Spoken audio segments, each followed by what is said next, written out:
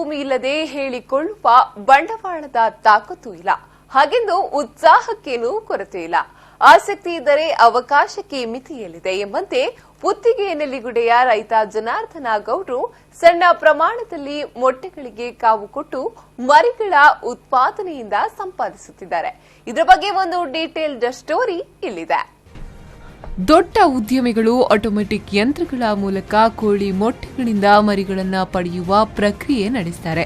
ಆದರೆ ಜನಾರ್ದನ್ ಗೌಡರು ಸುಮಾರು 2 ಅಡಿ ಚೌಕಟ್ಟಾದ ಥರ್ಮೋಕೋಲ್ ಪೆಟ್ಟಿಗೆ ಮಾಡಿ ಮೇಲ್ಭಾಗದಲ್ಲಿ ವಿದ್ಯುತ್ ಬಲ್ಬ್, ಒಳಗೆ ಸೆನ್ಸರ್, ಹೊರಗಡೆ ಉಷ್ಣಮಾಪಕ ಅಳವಡಿಸಿದ್ದಾರೆ. ಈ ಪೆಟ್ಟಿಗೆಯಲ್ಲಿ ಸುಮಾರು 50 ಮೊಟ್ಟೆಗಳನ್ನಿರಿಸಲು ಅವಕಾಶವಿದೆ.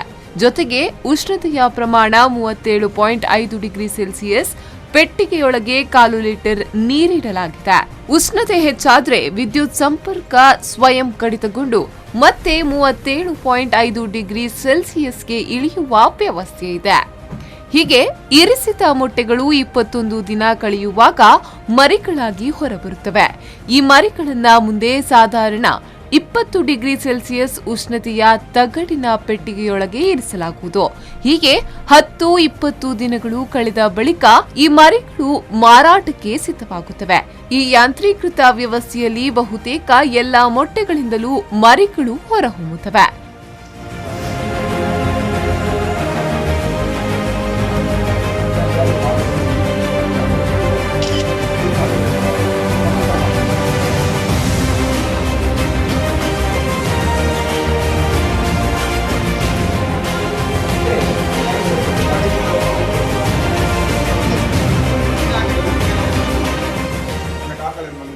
ನಾಟಿ ಕೋಳಿ ಅಲ್ಲದೆ ಸ್ವರ್ಣರಾಜ, ಗಿರಿರಾಜ ಕೋಳಿ ಮರಿಗಳನ್ನ ಇದೇ ಪ್ರಕ್ರಿಯೆಯಲ್ಲಿ ಉತ್ಪಾದಿಸಬಹುದು.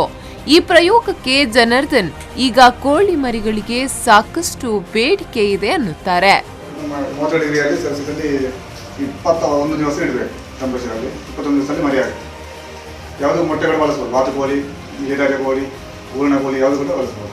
ಮರಿಯೊಂದಕ್ಕೆ ₹80 ಬೆಲೆ ಇದೆ. ಹಾಗಾಗಿ ಸಾಂಪ್ರದಾಯಿಕವಾಗಿ ಕೋಳಿ ಸಾಕುವವರು ಹೀಗೆ ಯಾಂತ್ರೀಕೃತವಾಗಿ ಮರಿ ಮಾಡುವುದನ್ನ ಒಂದಿಷ್ಟು ಆಸಕ್ತಿ, ಪರಿಶ್ರಮಗಳಿಂದ ಕಲಿತುಕೊಂಡರೆ ಉತ್ತಮ ಆದಾಯ ಗಳಿಸಬಹುದು ಎಂದು ಜನಾರ್ದನ್ ಗೌಡರವರ ಅನಿಸಿಕೆ. Premashree, V4 News 24/7 Moodbidri.